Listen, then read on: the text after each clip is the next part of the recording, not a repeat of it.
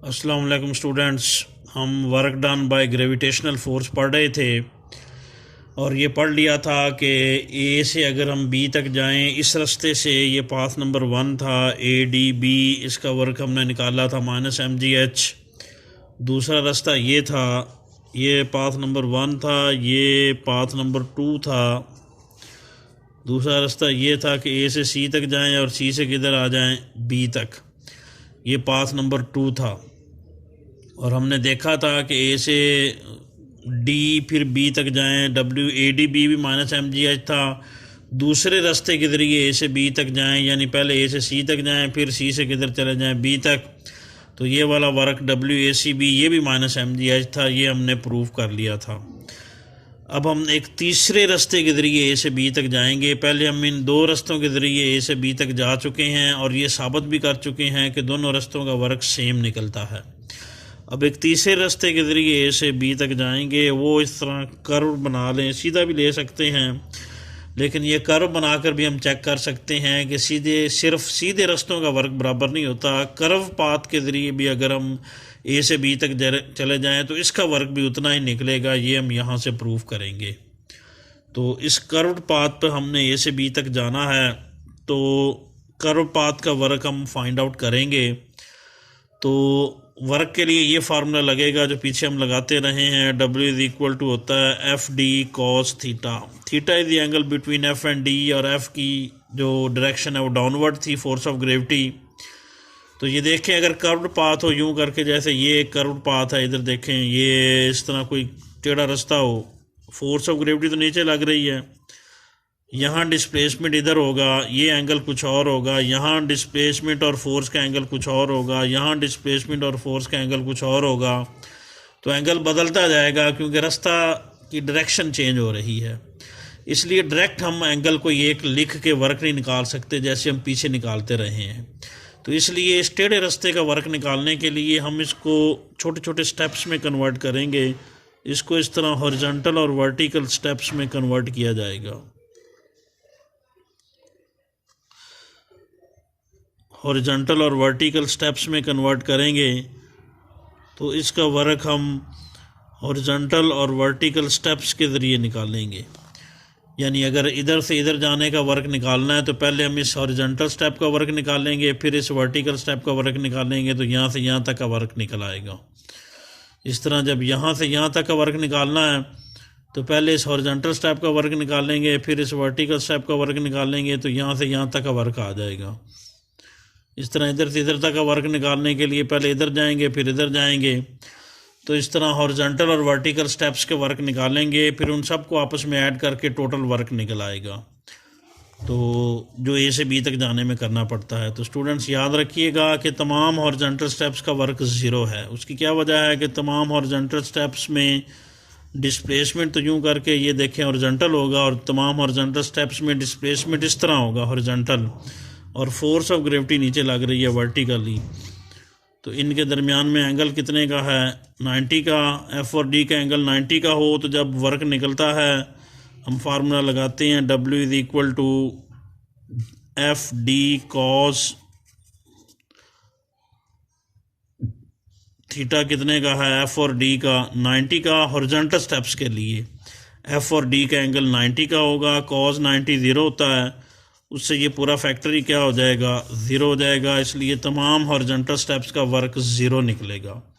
अब हम vertical steps के वर्क निकालते हैं जो इन वर्टिकल स्टेप्स में करने पड़ेंगे। तो ये दोबारा देख लें, इसी पाथ को यूं करके किसी भी तरह का ये कर्व पाथ बना लें। तो इसके जो वर्टिकल स्टेप्स हैं, ये वाला इसकी हाइट कह लें Δy1 है, दूसरा वर्टिकल स्टेप जो है उसकी हाइट क्या कह लें Δy2 है, इस तरह तीसरे की हाइट Δy3 है, चौथे की हाइट Δy4 है। इस तरह करते करते आखिरी की हाइट जो है वो Δyn होगी। इस तरह ये जो वर्टिकल स्टेप्स का वर्क हम निकालेंगे, पहले वर्टिकल स्टेप्स का वर्क W1 होगा, वही फार्मूला FD cos थीटा। तो F किसके इक्वल है बताया था, फोर्स ऑफ ग्रेविटी वेट के बराबर होती है। D किसके इक्वल है, यानी पहले वर्टिकल स्टेप्स के लिए ये जो डिस्प्लेसमेंट होगा ये कितना होगा, डेल्टा वाई 1 होगा। दूसरे वर्टिकल डिस्प्लेसमेंट का डिस्प्लेसमेंट क्या होगा, डेल्टा वाई 2 होगा। तीसरे का डेल्टा वाई 3, 4, 5 इस तरह बनते जाएंगे। तो यहाँ पर ये देखिएगा कि ये वर्टिकल स्टेप्स में हमारा डिस्प्लेसमेंट यूँ करके ऊपर होता है और फोर्स ऑफ ग्रेविटी नीचे लगती है, तो इनके दरमियान एंगल कितने का होगा, 180 डिग्री का।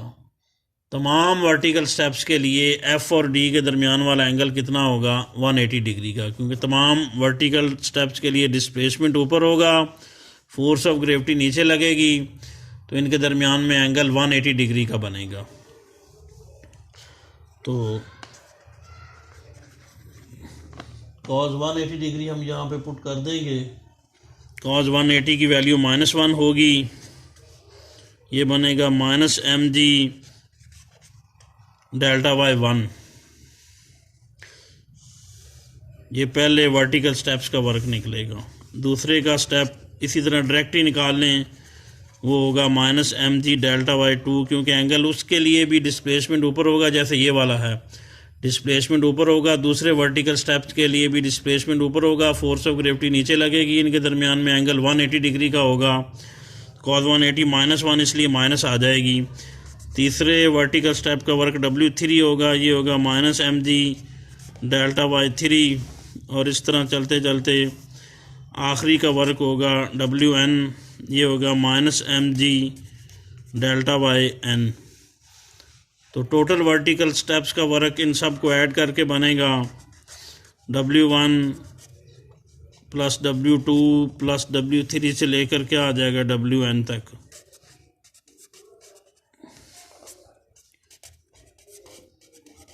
इनकी वैल्यूज पुट कर दें।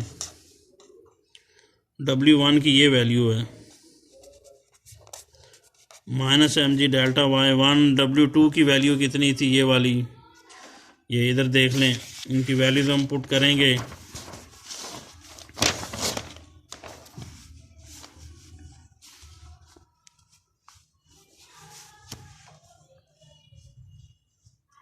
पहले की वैल्यू थी -mg डेल्टा वाई 1, दूसरे की वैल्यू थी -mg डेल्टा वाई 2। इस तरह जो तीसरे वर्टिकल स्टेप्स की का वर्क था -mg डेल्टा वाई 3, और करते करते आखिरी का वर्क था -mg डेल्टा वाई n। तो स्टूडेंट्स ये देखें, इन सब में क्या कॉमन है, -mg कॉमन है। बाकी क्या रह जाएगा, delta Y 1 plus delta Y 2 plus delta Y 3 से लेकर डेल्टा वाई n तक ये रह जाएगा। अब ये देखें, डेल्टा वाई 1 पहले स्टेप की हाइट है, डेल्टा वाई 2 दूसरे की, डेल्टा वाई 3 तीसरे की, डेल्टा वाई n आखिरी की। सब की वर्टिकल हाइट को अगर हम ऐड करें, ये देखें, इधर देखें, ये वाले स्टेप्स थे यूं करके, ये डेल्टा वाई n था। तो तमाम वर्टिकल स्टेप्स की हाइट को जब हम ऐड करेंगे तो ये टोटल हाइट बन जाएगी, और ये टोटल हाइट किसके इक्वल है, h के। इसकी जगह हम h लिख देंगे, तो वर्क कितना बनेगा, -mgh। तो स्टूडेंट इससे पता लगेगा कि ये तीसरे रास्ते के ज़रिए अगर हम A से B तक जाना तो A से B तक था कर्व्ड पाथ के ज़रिए, इसका वर्क भी -mgh निकलता है। तो यहाँ से देखें कि AD B के ज़रिए, यानी पहले रास्ते के ज़रिए A से B तक जाएं तो फिर भी वर्क -mgh होता है। ACB यानी दूसरे रास्ते के ज़रिए A से B तक जाएं तो वर्क फिर भी -mgh होता है। तीसरे रास्ते यानी इस कर्व्ड पाथ के ज़रिए डायरेक्ट A से B तक जाएं तो WAB फिर भी -mgh होता है। यानी तीनों रास्तों का वर्क सेम है, यानी work done in the gravitational field is independent of path. Gravitational field के अंदर जो वर्क होता है वो इंडिपेंडेंट ऑफ पाथ होता है, रास्ते पे डिपेंड नहीं करता। एक पॉइंट से दूसरे पॉइंट तक जाने के लिए जो मर्जी रास्ता अपना लें, इधर से चले जाएं, इधर से चले जाएं या इधर से चले जाएं, तीनों का वर्क सेम रहता है, जो हमने इधर प्रूफ किया। तो आगे डेफिनेशन लिखी हुई है आपकी बुक में, कंजर्वेटिव फील्ड फोर्स की। एक ऐसी फोर्स जिसका वर्क डन इस तरह इंडिपेंडेंट ऑफ पाथ हो, यानी एक पॉइंट से दूसरे पॉइंट तक जिस मर्जी रास्ते के ज़रिए चले जाएं वर्क सेम रहे, उसको कंजर्वेटिव फोर्स कहते हैं। The force whose work done is independent of path is called conservative force. ऐसी फोर्स जिसका work done independent of path हो उसे हम कंजर्वेटिव फोर्स कहेंगे। कंजर्वेटिव फोर्स की एक और डेफिनेशन भी लिखी हुई है कि work done along close path is equal to zero. The force whose work done along close path is zero is called conservative force. वो फोर्स जिसका work done along close path zero हो उसे हम कंजर्वेटिव फोर्स कहते हैं। Conservative force की भी दो डेफिनेशनें हैं, कंजर्वेटिव फील्ड की भी। डेफिनेशन बुनियादी तौर पर जो है वो एक ही तरह की हैं दोनों। The field in which work done is independent of path is called conservative field. दूसरी डेफिनेशन है the field in which work done along close path is zero is called conservative field. यानी वो फील्ड जिसके अंदर work done independent of path हो उसे conservative field कहते हैं, या वो फील्ड जिसके अंदर work done along close path zero हो उसे कंजर्वेटिव फील्ड कहते हैं।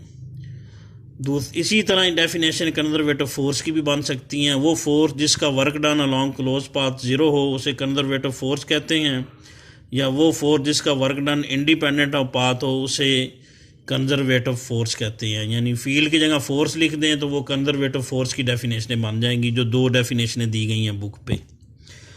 तो ये हमने साबित कर दिया कि अर्थ का ग्रेविटेशनल फील्ड कंजर्वेटिव फील्ड है, कि उसके अंदर, क्योंकि उसके अंदर work done independent of path है। ए से बी तक जाने के लिए जो मर्जी रास्ता अपना लें, हर रास्ते का वर्क सेम रहता है।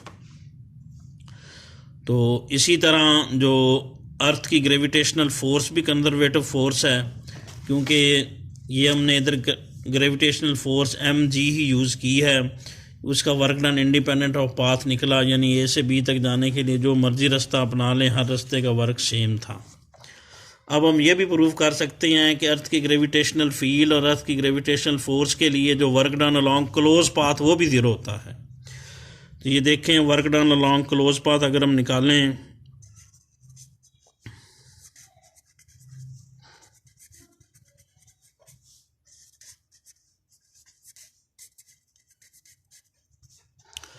क्लोज पाथ ये बना लें, ए से डी तक जाएं, डी से बी तक और बी से वापस किधर आ जाएं, ए तक, ये क्लोज पाथ बनेगा।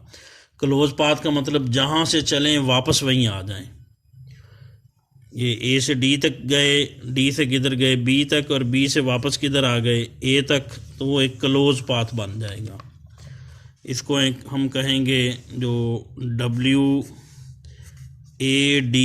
WADBA, ये क्लोज पाथ बनेगा। तो work done along close path WADB या WADBA हम ले रहे हैं, या ये वाला, दोनों से ले, ये वाला भी क्लोज पाथ बन सकता है कि ए से डी तक जाएं, डी से बी तक और बी से वापस ए तक आ जाएं, ये भी हो सकता है, या ये भी हो सकता है ए से सी तक जाएं, सी से बी तक और बी से वापस ए तक आ जाएं, ये WACBA बनेगा। तो WACBA या WADBA दोनों क्लोज पाथ ही हैं, ए से चलना है और वापस ए तक आ जाना है। ये हम निकालने लगे हैं WADBA, ए से डी तक जाएं, डी से बी और बी से वापस ए तक आ जाएं। तो इस वर्क के दो हिस्से हैं, एक है WADB, यानी ये वाला जो हम निकाला हमने वर्क ADB का, फिर वापस बी से ए तक आना है इस रास्ते से, टेढ़े रास्ते से, प्लस W क्या है BA। इनकी वैल्यूज पुट कर दें तो WADB की वैल्यू हम पीछे निकाल चुके हैं, ये कितनी थी, -mgh थी।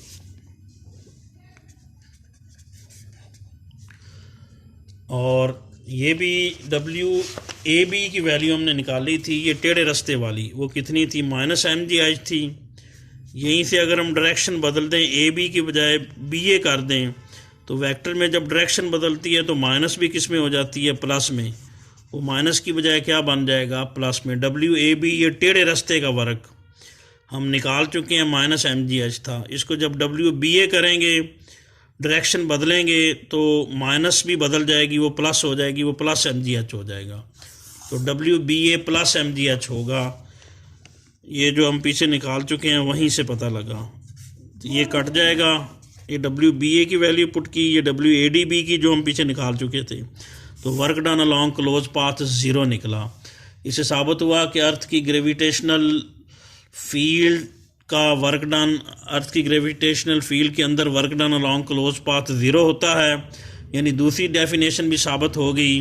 दूसरी डेफिनेशन ये थी कि वो फील्ड जिसका work done along close path 0 हो उसे कंजर्वेटिव फील्ड कहते हैं।